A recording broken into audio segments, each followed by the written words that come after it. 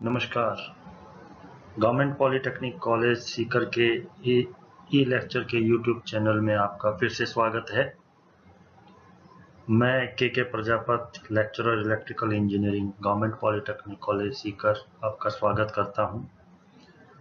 आज हम electrical engineering के final year subject code EE 309 जो स्विच गियर एंड प्रोटेक्शन विषय से संबंधित है, उसके टॉपिक लाइन प्रोटेक्शन के अंतर्गत टाइटल टाइम ग्रेडेड और करंट प्रोटेक्शन की स्कीम्स के बारे में आज डिस्कस करूंगा, जिसमें हम लोग radial feeder, parallel feeder and ring main feeder के प्रोटेक्शन स्कीम के बारे में डिस्कस करेंगे, जो कि हमारा time graded over current protection system के अंतर्गत होगा। Now time graded over current protection मतलब अगर हमारे किसी पावर सिस्टम की लाइन में, ट्रांसमिशन लाइन और फीडर में हमें उसके डिफरेंट सेक्शन पर रिले लगानी है और उस रिले से संबंधित हमें सर्किट ब्रेकर कॉन्फ़िगर करना है, तो हम यहाँ पर ये डिस्कस करेंगे कि जब भी ओवर करंट हो किसी भी सेक्शन में, तो उस समय कौन सी रिले आपकी ऑपरेट होनी चाहिए जिससे उससे संबंधित सर्किट ब्रेकर ट्रिप हो जाए और आपका जो फॉल्टी पोर्शन है वो ही सिर्फ आपके ट्रांसमिशन लाइन या फीडर से डिस्कनेक्ट हो जाए और रेस्ट ऑफ द हेल्दी आपका फीडर या ट्रांसमिशन लाइन है उसमें कनेक्टेड कंज्यूमर के लिए continuity of power supply maintain रहे। नाउ इस time graded over current protection में हमारी रिले तभी ऑपरेट होगी जब आपका ओवर करंट टाइप का फॉल्ट होगा। जब भी आपके एक निश्चित मात्रा से ऊपर ट्रांसमिशन लाइन या फीडर के किसी भी पॉइंट से और अगर आपका करंट फ्लो होता है तो रिले हमारी सेंस करती है उस फॉल्ट को और उससे संबंधित जो सर्किट ब्रेकर है उसको वो सिग्नल भेजती है और सर्किट ब्रेकर हमारा ट्रिप हो जाता है। तो यहाँ पर जो हमारा प्रोटेक्शन स्कीम है वो हमारा ओवर करंट बेस्ड है। ठीक है, तो अब हम 3 टाइप के सिस्टम में और graded over current protection scheme को समझेंगे, जो हमारे यहाँ पर लिखा हुआ है। First is radial feeder, second is for parallel feeder और तीसरा है रिंग मेन फीडर। इसके बारे में हम ओवर करंट प्रोटेक्शन सिस्टम के बारे में डिस्कस करेंगे, जिसमें हम इस टाइप से रिले की सेटिंग करेंगे कि स्मॉलेस्ट जो पॉसिबल पार्ट है हमारा पावर सिस्टम का, जो फॉल्टी पोर्ट है, वो डिस्कनेक्टेड हो जाए rest of the healthy system से और हमारी जो और कनेक्टेड कंज्यूमर हैं हमारे उस पावर सिस्टम में, उनको सप्लाई की कंटिन्यूटी मेंटेन रहे। Now radial feeder. Radial feeder क्या होता है? इसमें जो पावर है आपका या एनर्जी है, इलेक्ट्रिकल एनर्जी, वो एक ही डायरेक्शन में फ्लो होती है। जैसे कोई जनरेटर है हमारा एक, वो पावर सोर्स है और कंज्यूमर है वो हमारा लोड है। तो एक जनरेटिंग स्टेशन से या सप्लाई एंड से हमारे लोड एंड तक पावर एक ही त्रिज्य दिशा में या रेडियल डायरेक्शन में फ्लो होगी।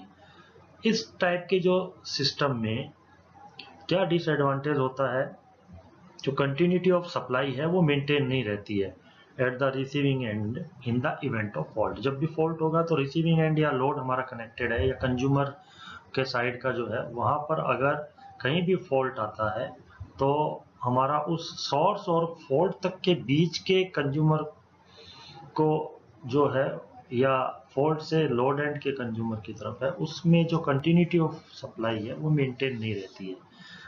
अब यहाँ पर क्या है, अगर हम time graded over current system या प्रोटेक्शन एक रेडियल फीडर में हम यूज करें तो इस टाइप के जो डिसएडवांटेज को है वो हम कैसे ओवरकम करेंगे।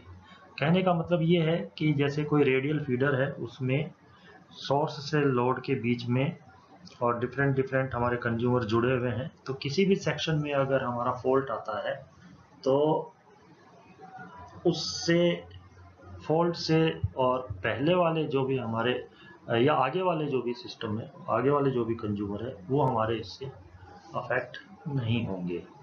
हम नेक्स्ट फिगर में देखेंगे रेडियल फीडर जो आपका किस टाइप से दिखा है। यहाँ पर आप देखें ये एक रेडियल फीडर है जिसमें ये जनरेटर है जी, ये आपका अल्टरनेटर है 3 फेज का। ये हमारा सिंगल लाइन डायग्राम है, एक रेखीय परिपथ है पावर सिस्टम का। ये एक फेज के लिए दिया हुआ है, ऐसे 2 और आपके फेज के लिए हम इसको वर्णन कर सकते हैं। ये हमारा जनरेटर है, जनरेटर का ये सिंबल है। ये एक ट्रांसफार्मर है हमारा, ठीक है, जो स्टेप अप ट्रांसफार्मर होता है। और ये हमारा एक सिंगल लाइन डायग्राम है ट्रांसमिशन की ई तक। इसमें हमने क्या किया, ये कितनी भी किलोमीटर लंबी हो सकती है, 50 किलोमीटर, 60 किलोमीटर, 100 किलोमीटर, 150 किलोमीटर, ये हमारे ट्रांसमिशन लाइन या फीडर है। इसमें हमने क्या किया कि डिफरेंट डिफरेंट लोकेशन पर सर्किट ब्रेकर हमने यहाँ पर लगा रखे हैं। हर सर्किट ब्रेकर से रिलेटेड एक रिले होगी जो ओवर करंट को सेंस करेगी। इसी लोकेशन में हमारी रिलेज लगी रहती है। तो ये ए लोकेशन है, इसमें सी बी का मतलब सर्किट ब्रेकर है।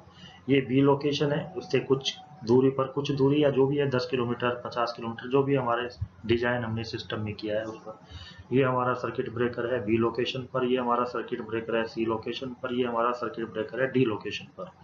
और ये यहाँ पर ई तक ये जा रहा है। अब इसमें क्या है, हम रिले लगाएंगे, चारों लोकेशन पर हम रिले लगाएंगे ए बी सी डी, और उस रिले का जो ऑपरेटिंग टाइम है वो हम सेट करेंगे। तो यहाँ पर हम जो रिले की जो करेक्टरिस्टिक्स है वो हम डेफिनेट टाइम रिलेज की करेक्टरिस्टिक्स वाली रिले हम यूज करेंगे। डेफिनेट टाइम रिलेज क्या होती है, ये रिले की ऑपरेटिंग टाइम की सेटिंग है और ये फिक्स रहती है। हमें अगर हमने किसी रिले का ऑपरेटिंग टाइम 1 सेकेंड फिक्स कर दिया है तो वो 1 सेकेंड ही रहेगा। 1 सेकेंड उसको फॉल्ट को क्लियर करने में लगेगा। वो जिस भी सर्किट ब्रेकर को ट्रिप करेगी उसको 1 सेकेंड का टाइम लगेगा। मान लिया अगर रिले की सेटिंग हमने 2 सेकेंड का रखी है तो वो रिले 2 सेकेंड, सर्किट ब्रेकर जो है वो फॉल्ट आने के 2 सेकेंड बाद में ट्रिप करेगा। रिले उसको 2 सेकेंड तक सेंस करेगी फॉल्ट को और फिर वो सर्किट ब्रेकर को ट्रिप करेगी। तो डेफिनेट टाइम रिले हम यूज करके, और ये जो रेडियल फीडर है इसमें हम time graded over current protection कैसे अप्लाई करेंगे, ठीक है। तो यहाँ हम किस टाइप की रिले यूज करेंगे, डेफिनेट टाइम रिलेज, मतलब वो रिले जिनका ऑपरेटिंग टाइम फिक्स है। वो डिपेंड नहीं करता कि वो कहाँ लगी हुई है, वो इस पर डिपेंड नहीं करती उसका ऑपरेटिंग टाइम कि कितना ज़्यादा करंट आ रहा है या कितना कम करंट फॉल्ट का आ रहा है। तो यहाँ पर टाइम फिक्स किया हुआ है रिले का। तो इस टाइप की रिले में क्या है कि ऑपरेटिंग करंट जो है वो इंडिपेंडेंट इसका जो ऑपरेटिंग टाइम है वो रिले के करंट या फॉल्ट करंट से इंडिपेंडेंट होता है। अब जैसे जो रिले डी है, यहाँ पर ये रिले डी है, इसका ऑपरेटिंग टाइम मैंने 0.5 सेकेंड सेट कर दिया। अब हम रिले के ऑपरेटिंग टाइम को ग्रेड कर रहे हैं, इसलिए मतलब टाइम मतलब ऑपरेटिंग टाइम, उसको ग्रेड या अंशांकन करेंगे। तो हमने क्या किया कि जैसे ये रिले है डी, ये सबसे दूर है हमारे, मान लिया जी इस रेडियल फीडर जो भी हमारे इतने लंबाई किलोमीटर का, इसमें जो भी डी पर जो रिले है और उस पर जो सर्किट ब्रेकर है, तो उसका टाइम हमने फिक्स कर दिया 0.5 सेकेंड, ठीक है। और इससे इधर आप जब सोर्स की तरफ चलेंगे तब हमने जो भी रिले आएगी या सर्किट ब्रेकर आएगा सी पॉइंट पर, इसका हमने 0.5 सेकेंड और उसका टाइम हमने रिले का ऑपरेटिंग टाइम बढ़ा दिया।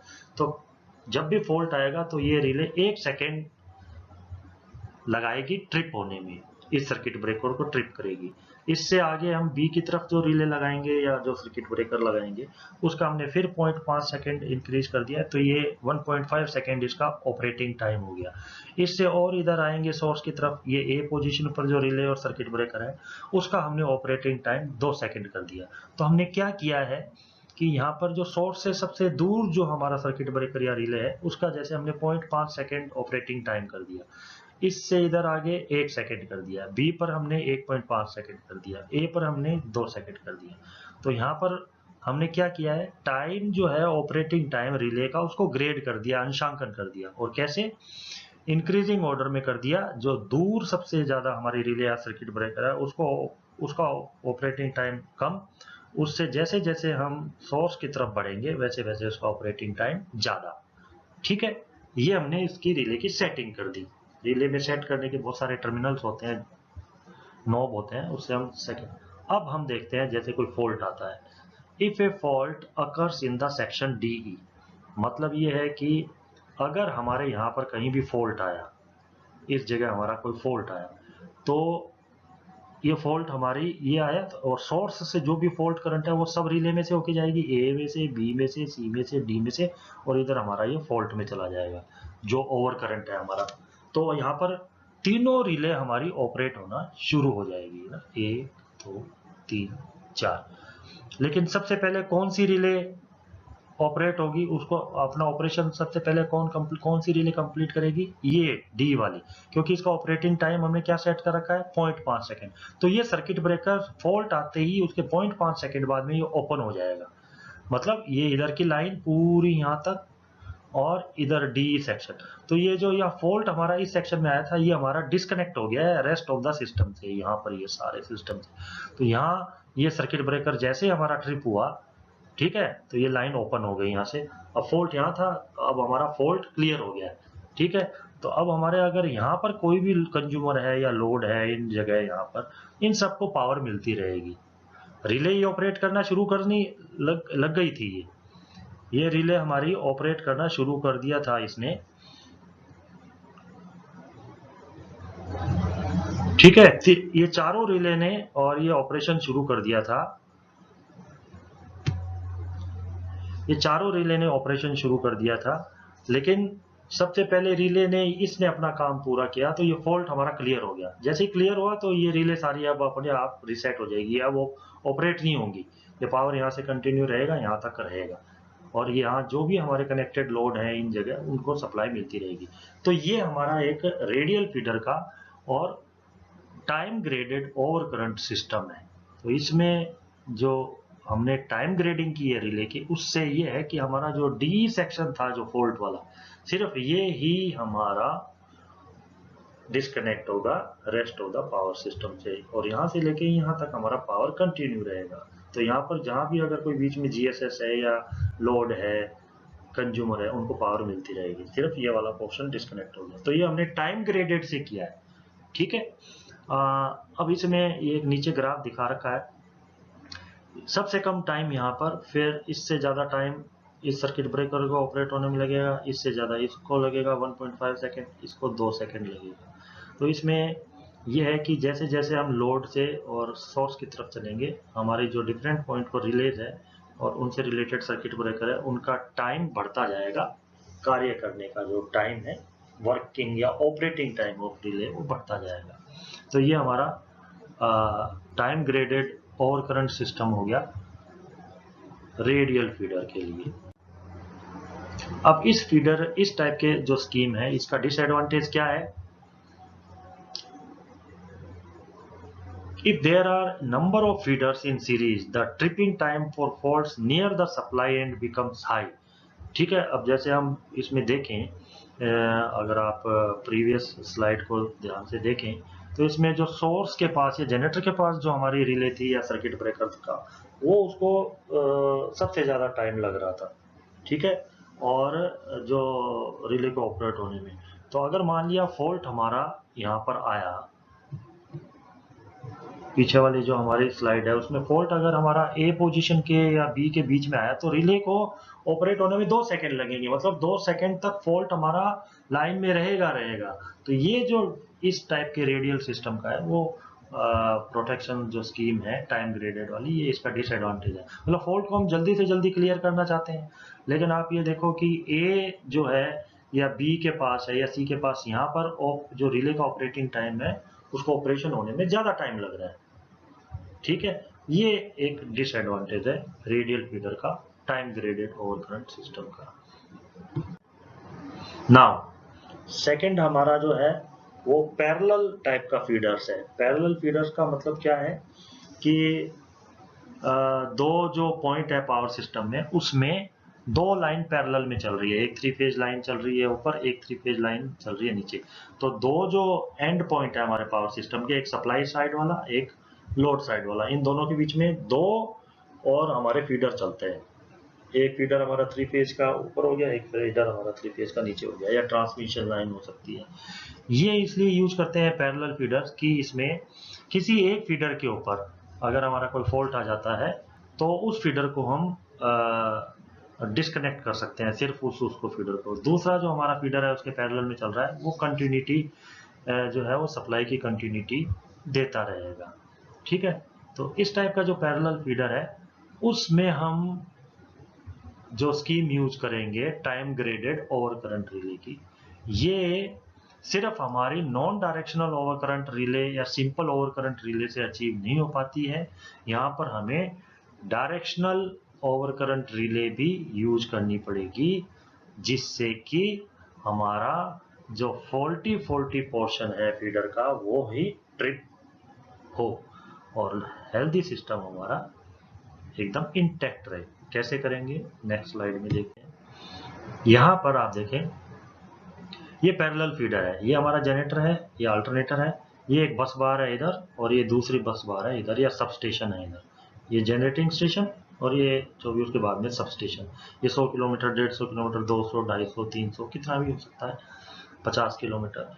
यहाँ पर देखो, इस बस बार और इस बस बार के बीच में एक फीडर तो ये है, और इस बस बार के बीच में एक फीडर है ये। तो नीचे वाले फीडर का नाम रख दिया हमने फीडर 1 और ऊपर वाले फीडर का नाम रख दिया फीडर 2। ये फीडर 1 है, ये हमारा एक 3 फेज का पूरा सप्लाई सिस्टम है। ये फीडर 2 हमारा एक 3 फेज का पूरा सप्लाई सिस्टम है। इसमें अगर कहीं भी फॉल्ट आता है तो उसको हम कैसे टाइम ग्रेड करेंगे, ओवर करंट टाइप के फॉल्ट के लिए कैसे रिले की टाइम की सेटिंग करेंगे, मतलब समय का अंशांकन करेंगे कि कौन सी रिले कितने ऑपरेटिंग टाइम में हो, कौन सी रिले का कितना ऑपरेटिंग टाइम हो, ऐसे। तो यहाँ पर क्या है कि इस टाइप के जो पैरेलल फीडर है उसमें हम सिर्फ जो पहले हमने रेडियल फीडर में जो रिले यूज की थी वो सिंपल रिले थी हमारी, मतलब वो डायरेक्शन सेंस उसमें नहीं था कि फॉल्ट करंट किस डायरेक्शन में फ्लो हो रही है, वो दाएं से बाएं जा रही है या बाएं से दाएं जा रही है, उसको इससे कोई लेना देना नहीं होता था। वो सिंपली ओवर करंट को सेंस करता था, बस उसमें से गुजरनी चाहिए वो रिले में से और सर्किट ब्रेकर ट्रिप हो जाना चाहिए। ये फॉल्ट करंट की डायरेक्शन को और ये सेंस नहीं करता था। यहाँ पर हमें इस टाइप की रिले चाहिए जो फॉल्ट के डायरेक्शन को भी सेंस करे। ठीक है, तो इस टाइप की रिले को बोलते हैं डायरेक्शनल रिले। तो यहाँ पर हमें डायरेक्शनल रिले भी चाहिए और नॉन डायरेक्शनल रिले भी चाहिए, जो हमने फीडर में देखी थी रेडियल फीडर के अंदर। यहाँ पर हम देखते हैं कि कैसे क्या है। ये जैसे यहाँ दिखा है कि ऊपर वाला फिगर है, ये दो फीडर पैरेलल में कनेक्टेड है, उसको शो करता है। और इस सिस्टम के प्रोटेक्शन में क्या चीजें चाहिए हमें, ध्यान से सुनिए। Each feeder has a non directional over current relay at the generator and. Generator and मतलब ये जो रिले और ये रिले है, या ये सर्किट ब्रेकर और ये सर्किट ब्रेकर है, ये हमारे जो जनरेटर के पास वाले लगे हुए हैं। एक ए पर लगा हुआ है फीडर 1 में, एक फीडर 2 में बी पोजीशन पर लगा हुआ है। ये रिले और सर्किट ब्रेकर यहाँ लगे हुए हैं। ये जो रिलेज या सर्किट ब्रेकर है, रिले जो है वो हमारी क्या है, नॉन डायरेक्शनल रिले है। इसमें करंट हमारी इधर से लेफ्ट से राइट रहे या राइट से लेफ्ट रहे, ये रिले आपकी सेंस करेगी और सर्किट ब्रेकर को ऑपरेट करेगी। ऐसे ही इसमें ये नहीं देखता करंट इधर से इधर जा रही है या राइट से लेफ्ट में जा रही है, ये रिले हमारी ऑपरेट होगी। जब भी इसकी जो भी करंट सेटिंग कर रखी है ना, उससे ज्यादा फॉल्ट आएगा तो ये रिले ऑपरेट हो जाएगी और ये जो सर्किट ब्रेकर है ऑपरेट हो जाएंगे। तो हमारे सोर्स एंड मतलब जनरेटर साइड में जो भी रिले लगी हुई है, ये हमारी नॉन डायरेक्शनल रिले है। दूसरा पॉइंट क्या है इसमें, each feeder has a reverse power या directional relay at the substation end या लोड एंड। ये हमारा लोड एंड है। यहाँ पर जो हमारी रिले लगी हुई है, जैसे फीडर 1 पर रिले पी लगी हुई है, सर्किट ब्रेकर पी है, और यहाँ पर या रिले क्यू है, रिले का नाम क्यू रख दिया या सर्किट ब्रेकर का नाम क्यू रख दिया। ये हमारी डायरेक्शनल रिले है, मतलब फॉल्ट करंट अगर उस डायरेक्शन में बहेगी जिस दिशा में हमारा एरो दिखा रखा है, तभी ये रिले ऑपरेट होगी। मतलब फॉल्ट करंट अगर हमारे इस पॉइंट से इस पॉइंट की तरफ जा रहा है तो हमारी ये रिले ऑपरेट होगी। अगर फॉल्ट करंट हमारा इसमें से यहाँ से लेफ्ट से राइट में जा रहा है तो ये रिले ऑपरेट नहीं होगी। तो ये रिले जो है दोनों, ये डायरेक्शनल ओवर करंट रिले कहलाती है। इसमें जो तीर का निशान लगा हुआ है उसी दिशा में अगर फॉल्ट करंट बहेगी तभी ये रिले ऑपरेट होगी। तो ये दोनों रिले क्या है, ये दाईं से बाईं की तरफ फॉल्ट करंट जाएगा, दाईं से बाईं की तरफ फॉल्ट करंट जाएगा तभी ये रिले ऑपरेट होंगी। तो ये कहलाती है डायरेक्शनल ओवर करंट रिले या रिवर्स पावर रिले। ठीक है, ये हमने सब स्टेशन एंड पर लगा रखी है, या ये लोड एंड बोल सकते हो, इस पर लगा सकते हैं। ये दोनों बातें ध्यान देने लायक है। नेक्स्ट स्लाइड में देखते हैं कि इसको हम कैसे स्कीम को डिजाइन करेंगे। अब यहाँ पर मान लिया एक अर्थ फॉल्ट इस फीडर में, यहाँ पर हमारा फीडर 1 नंबर पर, और इस जगह यहाँ एक फॉल्ट होता है, मान लिया अर्थ फॉल्ट है। अर्थ फॉल्ट का मतलब कोई एक फेज हमारा टूट करके और ग्राउंड या अर्थ के ऊपर टच हो गया, तो ये फॉल्ट हो गया। हमारा करंट जो है, नॉर्मल करंट जो बह रही थी ना, उससे ज़्यादा करंट हमारा उस सर्किट में या इस फीडर 1 में फ्लो होगा। अब हम क्या चाहते हैं, हमारा जो ध्येय है वो ये है कि हम, क्योंकि फॉल्ट यहाँ आया है, तो ये रिले या सर्किट ब्रेकर ए और ये रिले या सर्किट ब्रेकर पी ये हमारे ट्रिप कर जाए, ये ओपन हो जाए, तो ये जो फॉल्ट वाला पोर्शन है डिस्कनेक्ट हो गया, तो सप्लाई जो है आपकी ये यहाँ से यहाँ और यहाँ होते हुए ये जो है ना, यहाँ पर जहाँ भी लोड या कंज्यूमर कनेक्टेड है इनको सप्लाई मिलती रहेगी इस फीडर 2 के थ्रू। ठीक है, फीडर 1 के थ्रू तो सप्लाई जाएगी नहीं क्योंकि ये अब आपका ओपन हो गया है। तो ये हमारा रिक्वायरमेंट है, हम ये चाहते हैं कि ये फीडर 1 का ए और पी का पोर्शन जो है डिस्कनेक्ट हो जाए, मतलब ए और पी सर्किट ब्रेकर काम करें, इस सेक्शन को काट दें। ठीक है, तो अब हम इसको कैसे करेंगे। अब देखो यहाँ ध्यान से देखो कि यहाँ पर पावर जो है वो फॉल्ट, इस फॉल्ट में जो यहाँ इस जगह जो भी फॉल्ट आया है उसमें जो फॉल्ट पावर है या फॉल्ट करंट है दो रूट से जाएगी। एक तो सीधे जनरेटर से और फीडर 1 में चली गई, एक रूट तो ये हो गया। दूसरा रूट हो गया हमारा जनरेटर से बी होते हुए, क्यू होते हुए दूसरा फीडर है, और ये बस बार होते हुए और पी रिले से होते हुए, पी ए सर्किट ब्रेकर से होते हुए यहाँ। तो इस फॉल्ट करंट को या फॉल्ट जो पावर है ये जनरेटर से दो रास्ते के थ्रू आएगा। एक तो रास्ता सीधा इधर आ गया ए के थ्रू, दूसरा आया बी सर्किट ब्रेकर या रिले फीडर पूरा, फिर क्यू सर्किट ब्रेकर या रिले, फिर ये सब स्टेशन की बस बार, फिर पी सर्किट ब्रेकर या रिले, और ये इस फीडर को दो रास्ते हो गए। अब इसमें हमें क्या है कि जो फॉल्ट यहाँ पर आया, तो आप ध्यान से सुनिए, ये जो रिले हमने सब स्टेशन साइड में लगा रखी है ये हमारी डायरेक्शनल ओवर करंट रिले है। ये इंस्टेंट रिले होती है, जैसे ही फॉल्ट आया हाथों हाथ हमारा ये रिले ऑपरेट हो जाएगी। ठीक है, जैसे ही फॉल्ट आया रिले ऑपरेट हो जाएगी। अब ध्यान से सुनना यहाँ पर कि ये फॉल्ट कैसे क्लियर होगा। एक चीज और मैं बताना चाहता हूँ, यहाँ पर जो हमारी ये नॉन डायरेक्शनल रिले है इसमें दोनों तीर का निशान होता है उस रिले या सर्किट ब्रेकर का होता है, इसका मतलब ये नॉन डायरेक्शनल रिले लगी हुई है यहाँ, ये भी नॉन डायरेक्शनल रिले है। और डायरेक्शनल रिले में तीर का निशान अगर लगाया हुआ है किसी रिले या सर्किट ब्रेकर के ऊपर तो वो डायरेक्शनल रिले है। ठीक है, अब यहाँ पर देखो कि इस फॉल्ट से यहाँ से अगर आपकी फॉल्ट दो रास्ते से जा रही है, एक तो यहाँ से सीधा यहाँ और इस फॉल्ट में चला गया, तो इसमें सर्किट ब्रेकर ए आया, यहाँ रिले ए लगा रखी है, तो ये रिले का जो भी हमने टाइम सेट कर रखा है ये रिले ऑपरेट हो जाएगी। ठीक है, तो ये रिले जो भी सेकंड है, मान लिया 2 सेकंड है तो 2 सेकंड में ये ऑपरेट हो, तो यहाँ इसने इसको रिले को काट दिया, तो पावर यहाँ से अब इस फॉल्ट में नहीं जाएगी। अब दूसरा रास्ता देखो, ये हमारी ए सर्किट ब्रेकर हमारा काम कर चुका है, ट्रिप हो चुका है। अब दूसरा रास्ता देखो, यहाँ से बी के ऊपर हमारी नॉन डायरेक्शनल रिले है, कब फॉल्ट इधर जाए या इधर से इधर आए ये हमारी ऑपरेट होना शुरू होगा। ठीक है, लेकिन इसका टाइम ज़्यादा है ऑपरेटिंग टाइम ये, और आपका फॉल्ट यहाँ गया। अब ये देखो, ये फॉल्ट करंट हमारा इस रिले के तीर के विपरीत दिशा में जा रहा है, तो ये रिले ऑपरेट ही नहीं होगी, ये हमारी डायरेक्शनल ओवर करंट रिले है, ये ऑपरेट ही नहीं होगी। और ये इधर से होते हुए और ये फॉल्ट करंट अब पी रिले में से गया या पी सर्किट ब्रेकर, तो ये देखो तीर की निशान की दिशा में ही हमारा फॉल्ट करंट जा रहा है, तो ये रिले ऑपरेट हो जाएगी। तो हमारी अल्टीमेटली क्या हुआ कि ये रिले ऑपरेट हो गई ए और पी रिले ऑपरेट हो गई, और ये हमारा फॉल्ट वाला जो पोर्शन है फीडर 1 का ये डिस्कनेक्ट हो गया है यहाँ से सर्किट से।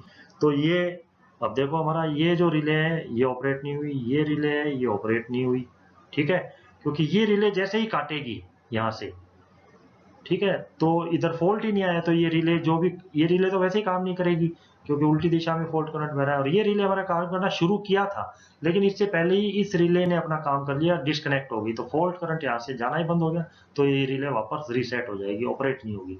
तो हमारा जो एक फीडर जो है, जो फीडर नंबर 2 है, यहाँ से हमारा पावर इस सबस्टेशन को मिलता रहेगा, सिर्फ फॉल्ट वाला जो पोर्शन है वो डिस्कनेक्ट हो जाएगा। तो ये हमारा रेडियल फीडर का कैसे हम और time graded over current relay use करते हुए प्रोटेक्शन कर सकते हैं। नेक्स्ट है हमारा ring main system. Ring main system क्या होता है? इस सिस्टम में वेरियस पावर स्टेशंस हैं या सबस्टेशंस हैं, वो आपस में इंटरकनेक्टेड रहते हैं अलग अलग रूट के थ्रू, एक रिंग टाइप का स्ट्रक्चर बना देती है, जो नेक्स्ट स्लाइड में देखेंगे। In case of fault to any section of the ring, that section में भी डिस्कनेक्टेड है और रेस्ट ऑफ द सिस्टम से वो डिस्कनेक्ट हो जाना चाहिए, और जो हमारा बचा हुआ हेल्दी सिस्टम है उनसे कनेक्टेड कंज्यूमर या लोड है उनको पावर सप्लाई मिलती रहे। तो कंटिन्यूटी ऑफ पावर सप्लाई के लिए हम यहाँ जो स्कीम यूज करेंगे वो नेक्स्ट स्लाइड में हम आपको बताते हैं। ये हमारा ring main radial system, ring main system है। यहाँ पर ये जनरेटर है, ये एक बस बार है जनरेटर्स वाली, और ये हमारी एक दूसरी बस बार है जो भी है। इसको अब आप देखो रिंग शेप में है, ये पावर इस लाइन के थ्रू होते हुए ऐसे करके ये रिंग बना दी पूरी। This is called closed loop या रिंग मेन सिस्टम। अब यहाँ पर देखो ये एक सब स्टेशन है S1, ये एक सब स्टेशन है S2, ये एक सब स्टेशन है S3, ये एक सब स्टेशन है S4। तो मोस्टली जो सिटी होती है, बड़ी सिटी है या कस्बे होते हैं, उसमें ये रिंग मेन टाइप का डिस्ट्रीब्यूशन सिस्टम या फीडर सिस्टम यूज किया जाता है। ये सिंगल लाइन डायग्राम है हमारा एक रिंग मेन सिस्टम का, इसमें मैंने आपको जैसे बताया वो यहाँ आपका लिखा हुआ है, ठीक है। और पावर इसमें जो है कहीं भी, जैसे इस जनरेटर से S1 को पावर इधर से जा सकती है, इधर से जा सकती है, S2 को पावर इधर जा सकती है, S3 को पावर इधर से इधर आ सकती है, S3 को इधर से भी मिल सकती है ना, S4 को इधर से भी मिल सकती है, S2 को इधर से भी मिल सकती है। तो ये किसी भी सबस्टेशन को इस एक जनरेटर से पावर दोनों रास्ते के थ्रू मिल सकता है। तो ये रिंग मेन सिस्टम है हमारा। इसमें क्या नेसेसरी है, क्या आवश्यकता है? It is necessary to grade in both direction around the ring and also to use directional relay. अब हमें अगर इसको अभी आप एग्जांपल से देखेंगे कि कहीं फॉल्ट आता है तो कैसे हमारा ये क्लियर होगा। तो इसमें हमें डायरेक्शनल रिले भी चाहिए और नॉन डायरेक्शनल रिले भी चाहिए। तो और कैसे हम इसको टाइम ग्रेड करेंगे जिससे सिर्फ फॉल्टी पोर्शन जो है इसमें जहां भी फॉल्ट आया वो ही हमारा डिस्कनेक्ट हो और बाकी जो सिस्टम है वो काम करता रहे, कंटिन्यूटी ऑफ सप्लाई हमारी जारी रहे।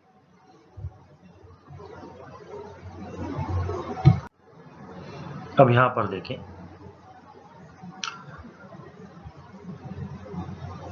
दो हमारी लाइंस हैं जनरेटिंग स्टेशन से निकलते हुए। अब यहाँ पर देखो जो लाइन हमारे जनरेटर से कनेक्टेड है, एक लाइन ये और एक लाइन ये, इसमें यहाँ एक रिले लगी हुई है या सर्किट ब्रेकर लगा हुआ है, ये A है ये B है, ठीक है।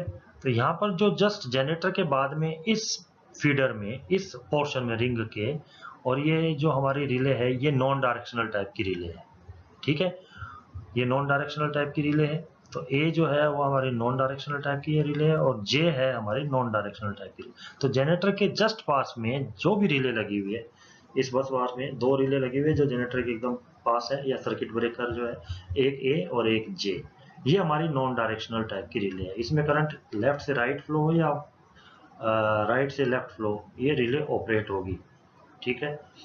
और अब जो हर सब स्टेशन है, जैसे S1 स्टेशन है, S2 सब स्टेशन है, S3 सब स्टेशन है, S4 सब स्टेशन है, इनसे जस्ट रिलेटेड जो रिले कनेक्टेड है, एक तो लेफ्ट साइड में एक राइट साइड में, इस सब स्टेशन के एक लेफ्ट साइड में एक राइट साइड में, इस सब स्टेशन के एक राइट साइड में एक लेफ्ट साइड में, इस सब स्टेशन के एक राइट साइड में और एक लेफ्ट साइड में, ये रिले हमारी नॉन डायरेक्शनल रिले है। तो जस्ट मतलब सब किसी भी सबस्टेशन से जुड़ी हुई जो रिले है वो हमारी नॉन डायरेक्शनल है। तो इसमें जो नॉन डायरेक्शनल जो रिले है वो रिवर्स पावर रिले या रिवर्स पावर रिले या डायरेक्शनल रिले। एक बार फिर मैं बोल देता हूँ कि जो जनरेटर के पास में जो रिले कनेक्टेड है ये हमारी नॉन डायरेक्शनल रिले है, तीर दोनों दिशा में है। और जो सबस्टेशन है हमारे, इसमें जो रिले कनेक्टेड है एक इधर और एक इधर, तो ये हमारी डायरेक्शनल रिले है। तो एक की डायरेक्शन हमारी इस दिशा में है, एक की डायरेक्शन हमारी इस दिशा में है। ऐसे ही सबस्टेशन 2 है, इसकी जो ये रिले है, ये सर्किट ब्रेकर है डी, इसकी डायरेक्शनल रिले इस दिशा में, इसकी डायरेक्शनल रिले इस दिशा में काम करेगी। ऐसे ही एफ जी, तो इनकी जो जो भी आउट मतलब ये हमारा सबस्टेशन है, इससे जो रिले है ये हमारे इस दिशा में और इस दिशा में। ऐसे हमारा ये सबस्टेशन है, ये इस दिशा में डायरेक्शनल रिले है और करंट रिले ये इस दिशा में। तो सारे रिले का हमें पता पड़ गया कि किधर डायरेक्शनल लगानी है रिले, किधर नॉन डायरेक्शनल रिले लगानी है। अब यहाँ पर क्या है, टाइम सेटिंग करनी है हमें। वो क्या है, there should be proper relative time setting of the relay. अब जैसे हम एग्जांपल लेते हैं गोइंग राउंड द लूप। अब जैसे ये G से लेके और S1 S2 S3 S4 और वापस G, इस लूप में अगर हम चलते हैं, ठीक है, through relay A C E G और I, ठीक है, इसमें हम क्या करेंगे, इनकी जो टाइम सेट है वो डिक्रीजिंग टाइम लिमिट में हम डाल देंगे। जैसे A जो है, देखो ध्यान से देखना, A सबसे पहले, उसके बाद में एक रिले छोड़ दो, फिर C, फिर E, फिर G और फिर I। डिक्रीजिंग टाइम में हमें रिले को सेट करना है, मतलब रिले का ऑपरेटिंग टाइम डिक्रीजिंग। तो ए पर हमारा जो भी रिले है वो इसका जैसे 2.5 सेकेंड रख लिया, इससे आधा सेकेंड कम सी का रख लिया 2 सेकेंड, इससे आधा सेकेंड कम रख लिया ई का 1.5 सेकेंड, इससे आधा सेकेंड और कम रखा जी का 1 सेकेंड, इससे आधा सेकेंड कम रखा हाफ सेकेंड आई का। ठीक है, ये हमने ऐसे टाइम सेटिंग कर दी रिले की, तो डिक्रीजिंग टाइम सेटिंग कर दी। ठीक है, और इसी टाइप से क्या है कि आपका जैसे यहाँ पर लगाया है जी, ये आपका 2.5 सेकेंड और ये सारी चीज़ें हमने बता दी आउटगोइंग रिले के लिए। ऐसे ही हमने क्या किया कि इधर से अगर हम चले तो पहले J, फिर H, फिर F, फिर D, फिर B, इनको भी हम वैसे ही डिक्रीजिंग टाइम सेटिंग में इनको करेंगे। तो जो J पर है इसका ऑपरेटिंग टाइम 2.5 सेकेंड, जो H पर है इसका 2 सेकेंड, आधा सेकेंड कम, फिर F पर 1.5 सेकेंड, फिर D पर 1 सेकेंड और फिर S ये आपका B पर आधा सेकेंड। ये हमने टाइम सेटिंग कर दी। तो ये हमने क्या किया है कि इसका टाइम ग्रेडेड कर दिया रिले का। तो एक बार तो हमने क्या किया, एक बार फिर से मैं पुनरावृत्ति करता हूँ कि जब हम इस लूप को इधर से ऐसे चलते हुए और इधर आते हैं तो स्टार्टिंग फ्रॉम द जनरेटर के पास वाली रिले है उसको अधिकतम टाइम देते हुए एक एक रिले को छोड़ते हुए और हमने टाइम जो है वो उसका कम करते गए, ये यहाँ, फिर इसका यहाँ सबसे कम। ऐसे ही हम इधर से इधर जब चलेंगे तो मैक्सिमम टाइम इसका, इससे इसका और कम टाइम, इससे इसका और कम टाइम, इससे इसका और कम टाइम और इससे इसका और कम टाइम। ये हमने टाइम ग्रेडिंग कर दी या समय का अंशांकन कर दिया। ये एक बार सेट कर दिया। अब हम देखते हैं कि कहीं फॉल्ट आता है तो कौन कौन सी रिले ट्रिप करेगी। अब सपोज एक शॉर्ट सर्किट फॉल्ट आया यहाँ पर, इस लाइन, यहाँ पर ये शॉर्ट सर्किट फॉल्ट आया। तो अब देखो फॉल्ट हमारे दो रास्ते से जा रही है इस फॉल्ट पॉइंट पर, एक तो ये इसके थ्रू, ऊपर वाले के थ्रू, और एक फॉल्ट हमारा इधर से इधर के थ्रू। और ये फॉल्ट करंट अब ये देखो ये रिले ऑपरेट होना शुरू हो जाएगी क्योंकि फॉल्ट करंट इधर से इधर जाए या लेफ्ट से राइट जाए या राइट से लेफ्ट जाए ये काम करेगी, लेकिन 2.5 सेकेंड बाद ये अपना काम पूरा करेगी। इसने काम करना शुरू कर दिया है इस रिले ने, और इस रिले ने भी काम करना शुरू कर दिया है। अब फॉल्ट करंट यहाँ से यहाँ गई, ठीक है, तो फॉल्ट करंट इसकी, ये तो नॉन डायरेक्शनल रिले थी तो ये तो काम करेगी फॉल्ट इधर से जाए या इधर से जाए, लेकिन ये काम करने में अपना 2.5 सेकेंड लगाएगी। ठीक है, इसने काम करना शुरू कर दिया। ये रिले जो है हमारी, ये रिले काम ही नहीं करेगी क्योंकि इसके तीर की दिशा के उल्टी दिशा में फॉल्ट करंट जा रहा है। ये सब स्टेशन के थ्रू इधर आ गया। अब ये रिले हमारा काम करेगी क्योंकि फॉल्ट करंट, ये डायरेक्शनल रिले है तो ये फॉल्ट करंट इससे जा रहा है लेकिन 2 सेकंड लगेगा इसको काम करने में। ये भी काम करना शुरू कर देगी, पूरा नहीं करेगी। फिर हमारा ये आया, ये उल्टी दिशा में फॉल्ट जा रहा है तो ये रिले काम ही नहीं करेगी। फिर हमारा यहाँ आया, अब ये रिले हमारी काम करेगी क्योंकि फॉल्ट करंट इसकी दिशा में जा रहा है। तो 2 रिले तो काम नहीं कर रही इसमें, एक तो रिले डी और एक रिले बी, क्योंकि फॉल्ट करंट इन दोनों के तीर के निशान के ऑपोजिट डायरेक्शन में जा रहा है। लेकिन ए रिले और सी रिले और ई रिले, ये हमारी रिले काम करेगी। लेकिन सबसे पहले कौन सी काम करेगी रिले?